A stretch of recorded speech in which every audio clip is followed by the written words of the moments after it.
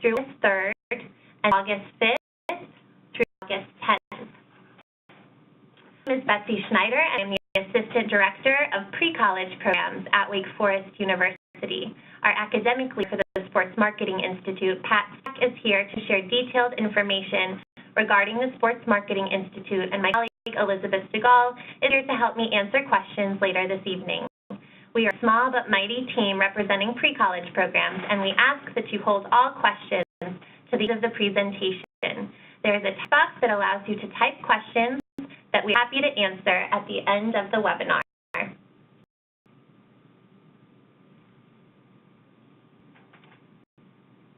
This slide shows an overall snapshot of the programs that we offer in both Winston-Salem and in Charlotte. As you can see, the majority of our programs have moved to Winston-Salem, but law, sports marketing, and medicine will remain in Charlotte. We have strong partnerships with different businesses, hospitals, organizations, and law firms in the Charlotte area that make these three programs very robust. The programs with an asterisk beside them currently have space available. So we still have space in dance, debate, public advocacy, documentary film, leaders, visual arts, law, and sports marketing. And we ask that if you know of any students who are interested in any of these fields of study, to apply and think about joining us this summer. What students can expect. Over the summer, students can expect a lot of learning as well as a lot of fun. Students gain clarity and insight about potential majors and career pathways before college, hearing from experienced professionals, traveling behind the scenes at different organizations, daily field trips. Students will also be able to meet and build friendships with students from all over the world. Now to talk a little bit about the Summer Immersion Program application. The Summer Immersion Program application is fairly simple. We'd like to get to know students through their personal essays and a recommendation from a teacher, guidance counselor, or principal. The essay questions for this year are, why do you want to participate in the Summer Immersion Program? And what is one thing that makes you lose all track of time? We are looking for students who are curious and eager to learn. That don't have to be long. We usually recommend 2 to 3 paragraphs. We want a student's passion for a given topic to be conveyed through their essays. Because programs are not for credit and completely for enrichment, we do not require a high school transcript and ask that students self-report their GPA if their high school calculates one. The best part is the application is completely free. We test on a rolling admission basis and will continue to accept students until our sports marketing institutes are full. We currently have 6 spaces left for the week of July 29th and 30 spaces left for the week of August 5th. At this time, all scholarship support has been exhausted, so unfortunately, all of our financial aid has been depleted for this summer. Summer, students will live at Johnson and Wales University in uptown Charlotte at Cedar Hall South Residence. Students will be supported by a strong staff over the summer, professional staff members including our director, Kyla Hollingsworth, and 4 program assistants who are undergraduate students at Wake Forest, make sure that students are safe, comfortable, and having fun throughout the week. The student to program staff ratio is 10 students to 1 program staff. Program assistants plan evening activities each night, which range from movie nights to different workshops, run clubs, field games like kickball and basketball. Expect of students. Over summer, we want students to have an extremely positive and life-changing experience. We ask that students participate throughout the week and socially and academically engaged. We ask that students have respect for themselves, their community, and Wake Forest, as well as a positive attitude and an openness to new experiences and perspectives. The Wake Forest Summer Immersion Program is rather unique in that we utilize experienced faculty members and professionals to lead our program. Academic leaders utilize their knowledge, experience, expertise, and network to build a curriculum that allows students insider access and experiences that an average person just could not have. The most powerful aspects of the Summer Immersion Program is the access to industry professionals that many students gain throughout the week, and high schoolers can take advantage of networking opportunities by following up to ask about shadowing and continued mentorship. I can now introduce Pat Stack, Assistant Professor of Practice, Pat, the academic leader for our Sports Marketing Institute. I will turn it over to you to share more about your background and the Sports Marketing Institute. Thank you, Betsy. I very much appreciate the intro and the opportunity to work with you all. It's kind of as a way to kind of introduce myself before we jump into the nuts and bolts of the Immersion programs. Kind of starting back when I was in the shoes of your daughter, or maybe even potentially some of you at some point. I remember going and thinking and kind of looking at where I wanted to go to college, and obviously wish I would have had an immersion program like this where I could have a better sense of what I maybe wanted to study when I got into college. At that time, I was pretty largely unaware that sport management was an actual area of concentration. So I think from that standpoint, too, the fact that we're kind of expediting that process and the sports marketing industry has evolved so much in the last 20 years or so, creates an enriching opportunity for prospective students. So why choose sports management marketing as a career path? So I think the old adage is, someone told me I couldn't play anymore, so I still wanted to be in the game, and this was the opportunity to do that. So unfortunately, I was not able to play professional sports or college sports for that matter, so obviously I'm very passionate about sports and passionate about competition. I thought the next best thing was to be involved in that specific industry and kind of help create and provide a type of experience for others. So that's really what was my inclination and really the point of passion for me to get into this industry. So I started the industry. I went to graduate school, which I was able to. That's what enables me to be a professor today. Professor at Johnson Wales University, which is coincidentally is where our students are staying. So I can speak to the wonderful campus that is there in Uptown Charlotte. I went to Ohio University, pursued my postgraduate degrees in Master's of Business Administration and a Master's of Sports Administration. And from there, really kind of set upon my path to work in the industry. And my primary background is in sports marketing, so it was at both an agency level, agency here in Charlotte called GMR Marketing. I've also worked at the property level in sports marketing with a minor league hockey team here in Charlotte, the Charlotte Checkers hockey team. That's an American Hockey League team that's the top level, kind of the AAA equivalent of professional hockey. I was at the Cleveland Browns for a couple of years as well. So I've got experience both at the agency and property side. So I really have kind of the 360-degree point of view on what sports marketing is. I've been at Johnson Wales for the last 2 years, so I'm still very much, I would say, a industry professional as opposed to an academic. So I think for this specific program, it lends itself almost in the sense that I understand how to build curriculum and impart specific and targeted ways for the students while being very well connected to the industry, having just recently worked in it.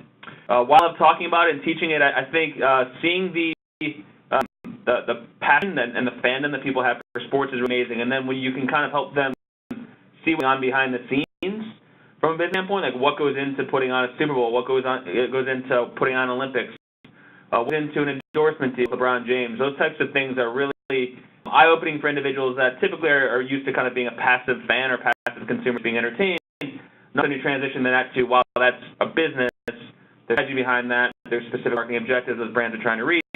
I enjoy people kind of understanding and ultimately seeing that aha moment of this is more than just a game, it's really a business. And the business is booming exponentially. So, the number is probably about 20 years ago, there's maybe 40 or 50 sports management programs in the country at the university level, and now it's about 350. So look at the tens of thousands of kids that choose this as an area of pursuit in higher education, and you look at jobs both obviously domestically, internationally, but even here in Charlotte specifically, I think that's, as Betsy alluded to, one of the reasons this program is still in Charlotte, because we are replete with sports marketing opportunities and organizations, agencies, bodies like NASCAR or whatever. So what I love talking about is I think it provides people that have that same passion for sports the opportunity to compete, but just do it in the front office. My background, and that's just a quick headline. So spent a lot of time at Ohio University. Unfortunately, wasn't smart enough to get into Wake Forest, but I've done right for myself. And you can see the specific roles I've had prior to my current experience.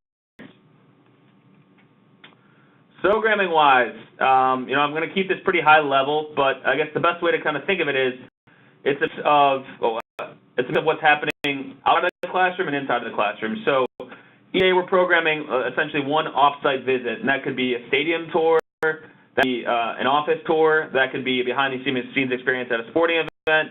You name it, we're going to get outside. We're big believers in, obviously, immersive learning, and that's why it's called Sports Marketing Institute and Summer Immersion Program. So this isn't sit in class all day and listen to me drone on about X, Y, Z. This is get out and actually be a part of these experiences and learn from the people that are actually practically doing them on a daily basis. So that's kind of one component. The second component will be an in-classroom experience as well. That's going to be interactive. That's going to be engaging. That's going to be dynamic. And I think that's where me being a current professor really will be able to bring that to the table, because we're going to be doing a lot of more fun stuff. There's going to be games, videos. There's going to be panel discussions.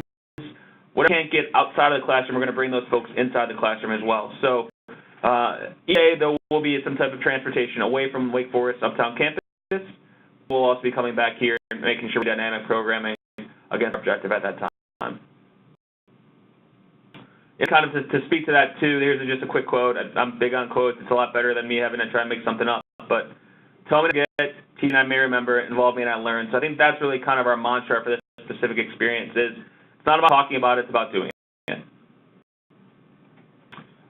And this goes back to it. So when you look at sports marketing, it's really the power of experience. So how a brand is able to attach itself to the passion a fan has for a team like the Charlotte Hornets, as you see in the slide, and how you can translate that passion into their brand. So kind of interesting anecdote there. You see two different brands on Kemba Walker's jersey. So one of those brands is Jumpman, which is obviously the Nike logo, and the Hornets are the only team in the NBA that uses the Jumpman logo. So Jump is owned by Nike, but because Michael Jordan owns the team, the Hornets have that point of differentiation on their jersey, which kind of speaks to what makes that organization unique. But really the logo I want you guys to focus on there is Lending Tree. So Lending Tree is a corporation here. They moved to Charlotte, and as a proof point of what sports marketing can do, is they were looking at moving their headquarters to Charlotte and hiring a bunch of people and trying to really raise awareness. They looked at a sports marketing partnership with the Charlotte Hornets, and this specific sports marketing asset is the jersey patch. And what's notable about that is this is the first time the NBA has ever sold the jersey patch on its actual jerseys to outside companies.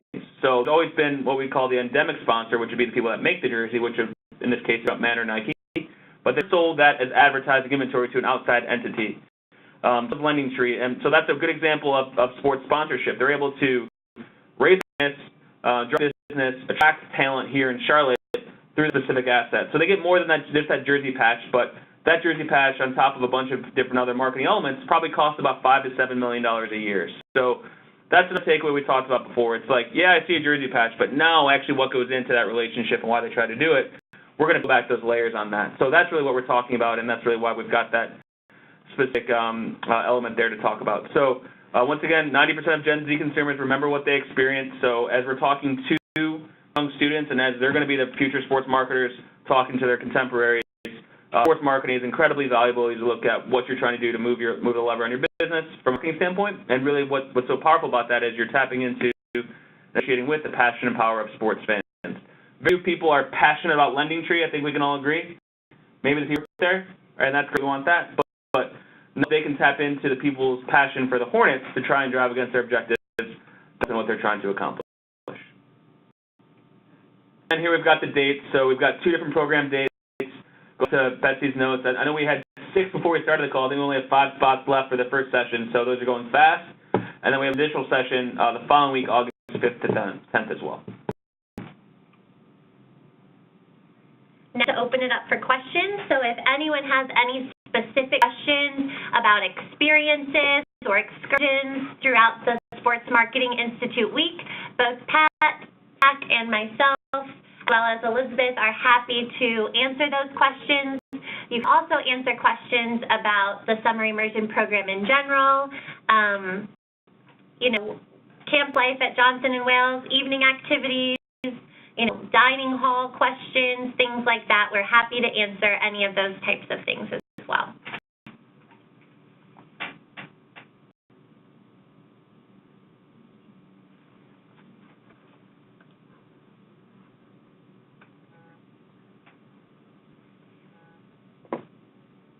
All right, one question regarding what types of excursions we go on throughout the Sports Marketing Week. So I think that Pat alluded to a few of these, but we will have a tour at the Spectrum Center, and see where the Charlotte Hornets play. We will also be traveling to Bank of America Stadium where the Carolina Panthers play. NASCAR is a highlight. We'll be going to various sports marketing for agencies throughout the city. We will spend an entire day at Wake Forest University, so you will have the chance to tour campus, get an admissions information session, and kind of, get experience at Wake Forest as well. We will hear from the director at Wake Forest, as well as hear from a coach, a player, and a trainer. So we will, and we'll also tour IMG College, which is based in Winston-Salem. So those are some of the different experiences and excursions that will go on throughout the week, as well as visiting the university for one of the days.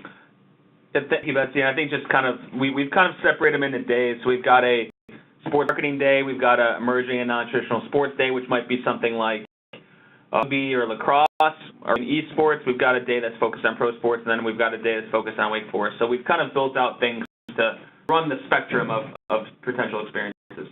We just got a question from Nick. How many students are there in a session usually? And so for the first week, we'll probably max out at 60 students. For the second week, August 5th through the 10th, we'll probably land somewhere around 40 students. Max is 60. So that's why we have 5 spaces left in that first week of sports marketing, because we will have 60 students that first week.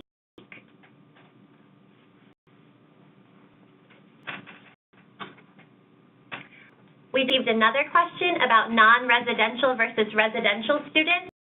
So the Sports Marketing Institute, students are able to participate as residential students or non-residential students. So I would say about 50% of our students do participate as residential students and will be staying at Johnson & Wales University, as I mentioned previously. The other 50% are non-residential students. So the day will start at 9 a.m. Students will get dropped off at the Wake Forest Charlotte Center in Uptown Charlotte, and then they will get picked up or drive home at 4:30 p.m. So the day runs from the programming day runs from 9 a.m. until 4:30 p.m. For those residential students, they're dropped off by shuttle buses in the morning at Wake Forest University at the Charlotte Center, and then picked up by shuttle and driven back to Johnson & Wales at 4:30 p.m. So that's kind of the difference between the residential experience and the non-residential experience. All students will be assigned roommates. So we like to mirror how Wake Forest match roommates together, and so that is a random process during their freshman year. We do like to pair students of similar ages together, but we do not allow students to request roommates, and you will be assigned a roommate. There are 2 students in a room, and they share a private bathroom with 2 other students. So that's how the dorm works at Johnson & Wales.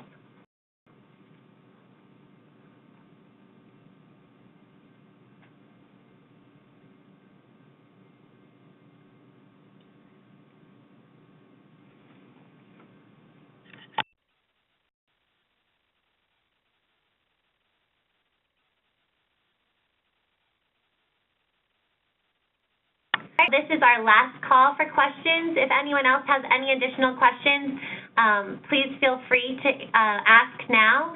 Otherwise, our email addresses can be seen on the slide, and we would be happy to answer additional questions via email. So definitely, please don't hesitate to reach out to any of us. We're more than happy to talk with you further about the Sports Marketing Institute and look forward to this summer. No, I really appreciate the opportunity. I've been on this session in the past as a guest presenter, and was very impressed by the folks at the small but dynamic team that's got here at Wake Forest. And I feel very confident we've got an amazing experience put together, and that this is going to be an incredibly impactful experience and a wonderful way to spend their final week of summer probably before they head back to school. So appreciate the opportunity and your time, and hope that you guys will join us this summer. And we have one more question, so this will be our final question before we sign off for the evening.